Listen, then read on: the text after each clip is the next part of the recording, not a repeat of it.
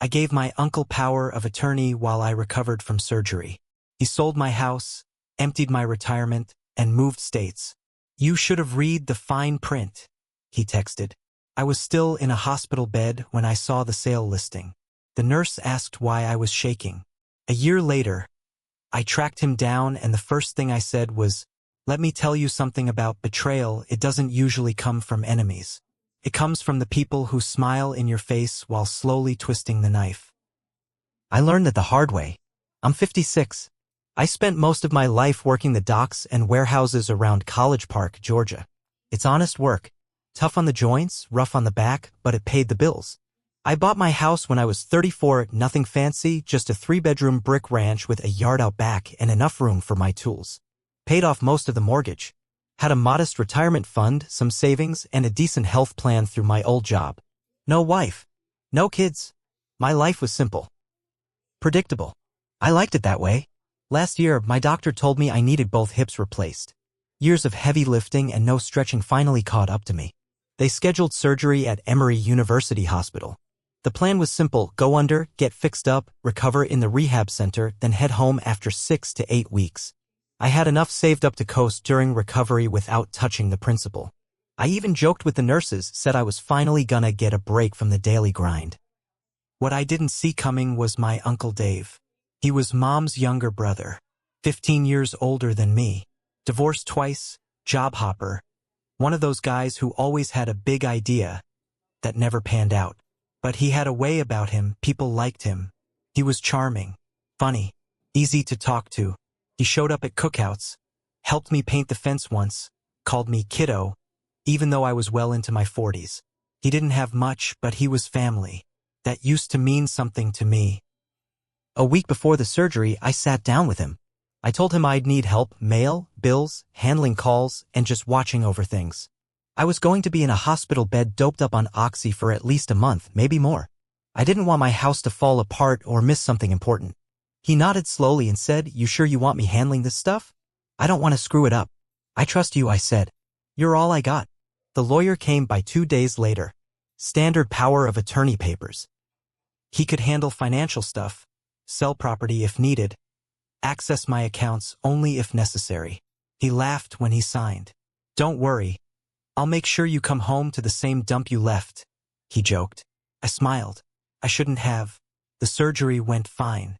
The first 2 days were a blur. Pain meds, groggy dreams, nurses checking vitals. Then rehab started. Brutal. I cried more in that week than I had in 10 years. You don't realize how much you depend on your legs until you can't even shift in bed without help. About 10 days in, the nurse wheeled in my laptop. I figured I'd check some emails. Maybe order a new pair of sneakers for when I could walk again. Then I saw it. Subject line: confirmation of property sale. Closing complete. I clicked it. There was my name, my address. The words sold, $287,000, paid in full. My heart started pounding. I tried logging into my bank accounts. My retirement fund showed $0. My investment account, closed. My checking was down to $318.47. I dropped the laptop. Literally. It slid off the bed and hit the floor. The nurse ran in and asked what happened. I couldn't talk. My hands were shaking so hard I thought I was having a stroke. Later that night, I called Dave. Straight to voicemail. I texted him, "Did you sell my house? What's going on?" 5 minutes later, he replied, "You should have read the fine print, winky face." I stared at that text for 5 full minutes before I finally screamed loud enough for a nurse to come running. Turns out he moved fast. Sold the house to some company that flips properties. The paperwork was legit because I'd signed over power of attorney. He transferred everything into accounts I didn't even know existed. Then he disappeared. The lawyer I hired told me the truth. I gave him too much power. Unless I could prove coercion or fraud, the law wasn't on my side. "It's a gray area," she said. "He had the authority. He just used it to screw you." I spent the next year in hell. I had no house, no savings, no retirement. I ended up renting a room from an old coworker and working at a hardware store just to stay afloat. Every morning I woke up to the same thought. He did this to you. Couldn't let it go. I started looking for him. Facebook, LinkedIn, old friends, DMV records. I filed a private investigator under a fake name. I even sent Christmas cards to his old P.O. box with a return address trick just to see what came back. Finally, a break. One of my old warehouse buddies said his cousin ran into Dave. Only he was going by David Kent now, and he was living in Amarillo, Texas. Landscaping business. Driving a black Ford F-150. New dog. New house. New life. Like nothing ever happened. I packed my things. Told no one. Drove straight through. The day I found him, he was walking out of a Kroger with grocery bags in hand, laughing into his Bluetooth headset. He didn't even recognize me at first. Then I stepped in front of his truck and said the first words that had been boiling in my blood for 12 straight months. You stole from the wrong man. He froze. His smile dropped like a brick. The grocery bags in his hands started to slip. One of them hit the pavement. Milk rolled out and burst at his feet. Jesus, he whispered. Is that? I took a step closer. Yeah, it's me. His eyes darted around the parking lot like he was calculating exits. Look, I don't know what you think you're doing, but you need to back off. I laughed. You robbed me blind and ran. You think I came all this way to back off? He started shifting his weight, one hand inching toward the truck door. You really gonna run again? I asked. In broad daylight? People watching? He looked around. A woman 2 rows down was unloading her cart. Glancing our way, a man behind us was returning a shopping cart. Dave's hand dropped from the door handle. What do you want? He said, voice low now. Controlled. That fake calm voice he used to use when he was in trouble. I stepped back. You're gonna give me my life back. That's not how this works, he snapped. You signed the papers. I had legal power of attorney. You think the cops are gonna take your side now? You were out of it in a hospital bed. How are you gonna prove I did anything illegal? He wasn't wrong. But I didn't care. I don't need cops, I said. I got something better. He narrowed his eyes. What are you talking about? I pulled out my phone. Opened the recording. See, what I didn't mention before was the email trail. He'd forwarded some of the sale documents to himself from my old email account. And like the moron he is, he left some juicy notes attached. Things like, selling before the idiot wakes up. Just needs a few more signatures. Should be in the clear by Tuesday. Enough to paint a clear picture of intent. I played one of them for him right there in the parking lot. His face went white. You're bluffing, he said. I shook my head. Already forwarded it to a lawyer. 2, actually. You sold that house under fraudulent intent. That money you moved? Traced. You're going to pay it back. Every dollar. Or I take this to the district attorney in Potter County and let them dig through the rest. He started shaking his head. You wouldn't. You can't. I already did. Truth was, I hadn't yet. But I was close. And he didn't need to know the difference. Dave stood there, sweating in the Texas sun. His lips twitched. He looked older than I remembered. His gut had grown and his eyes looked tired, like the scam had started to weigh on him. All right, he muttered. What do you want? I didn't answer right away. I wanted him to stew. I wanted him to feel what I'd felt in that hospital bed. Let's start with a check, I said. Then we'll talk about the rest. He didn't argue. Not out loud. But I could see it in his face. He was already planning his next move. He took out his wallet and handed me a business card. This is my office address. Come by tomorrow, we'll figure it out. No, I said. We do this now. I don't have that kind of money in my pocket, he snapped. What do you want me to do, write you a check in the Kroger parking lot? I didn't blink. Yes. He stared at me, then turned and yanked open the truck door. He pulled out a checkbook from the glove compartment. I followed him around to the hood. He leaned on it like it was a desk and started writing. 287 grand, he scoffed. You think I got that in one account? I know what you pulled. You moved the money into 3 accounts, 1 in your name, 2 under shell companies. One of those companies is still active. Saw the registration last week. He stopped writing. How the hell, you're not the only one who can play dirty, I said. He wrote the check. 70 grand. This is what I can move today without setting off alarms. I took the check but didn't move. We're not done. I followed him home that afternoon. I didn't ask, I told him.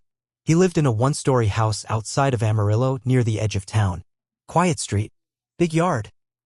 His truck and a rusted motorcycle sat in the driveway. A yappy little dog barked from behind the screen door. Inside, it was cleaner than I expected. Decorated even. Like he tried to build a real life here. Fridge full. TV mounted. Some pictures on the wall. One of him with a younger woman I didn't recognize. Another of him holding the dog, grinning like a man who never stole a damn thing. He offered me a drink. I didn't take it. You living here alone? I asked. He hesitated. Mostly. I looked at the photo again. Girlfriend? He didn't answer. Just poured himself a glass of bourbon. That night, I slept in a nearby motel. The check cleared the next morning. 70 grand, just a drop in the bucket. But it was a start. I went back to his house on Monday. He had coffee on the porch like he was waiting. Let's get this over with, he muttered. We started going over the rest. Accounts. Transfers. What could be returned without tipping off the IRS? He had a plan, new. Of course he did. But I didn't trust him. Not an inch. That's when the second twist hit. He got a phone call. I could hear the voice on speaker. Dave? Hey, it's Amanda. You still planning on coming to court next week? Your name's still on the filing. He panicked. I told you not to call me here. I looked at him. What court? He hung up fast. I grabbed his phone, but he snatched it back. Don't, he growled. You dragged someone else into this? It's not what you think. You better start talking. That's when the dam broke. Dave had gotten engaged to a woman in Amarillo. Amanda. He'd used some of the stolen money to help her out of debt, buy her a car, and fund her small business.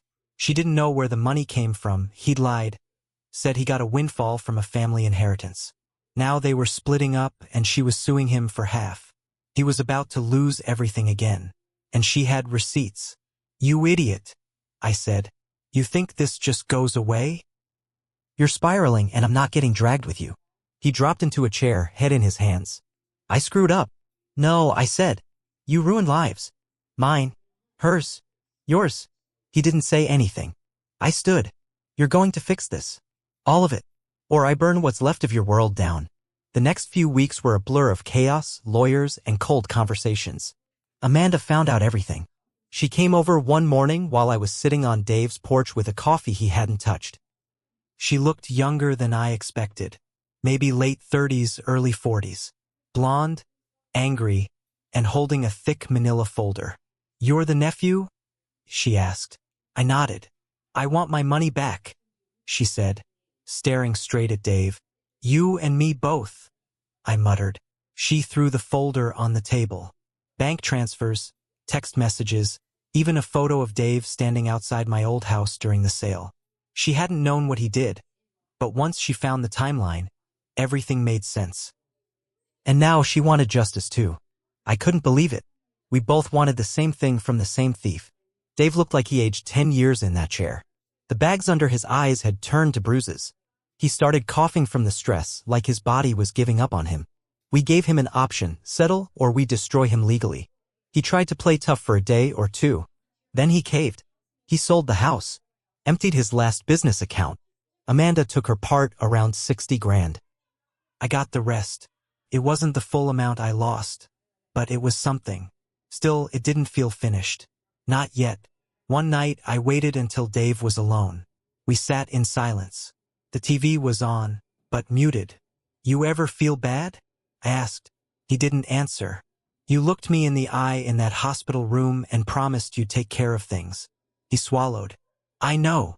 I trusted you, man. I know, he said again. I thought I could fix it before you got out. Thought I'd flip the house, double the money, put it all back, and then some. But I got greedy. I saw the zeros and thought, what if this is my one shot? You took my shot. He didn't look up. I should call the cops, I said. You still committed fraud. Still transferred funds illegally. Amanda might be satisfied, but I'm not. He looked at me finally, eyes dull. Then do it. I stood there, watching him sink into himself. This man who used to laugh at his own jokes and call himself Lindsay Dave the Lucky, was now a shell. Broke. Alone. Hated by the only two people who gave a damn. And for a second I felt bad. That's when I realized what I needed to do. I filed a full report with the Amarillo DA. Every document, every recording, every forwarded email, the whole rotten timeline. Dave was arrested 3 weeks later for fraud, theft, and elder abuse under Texas statute. He cried in court when they read the charges. Amanda testified too. She had no mercy left. Neither did I. He got 5 years. Could have been more if we pushed harder, but 5 was enough. The day they took him away, I went back to my motel, opened a beer, sat on the bed in silence. Was I whole again? No, but I wasn't broken anymore. The last text I ever sent him said, "You should have read my fine print." I never got a reply, and that's fine with me.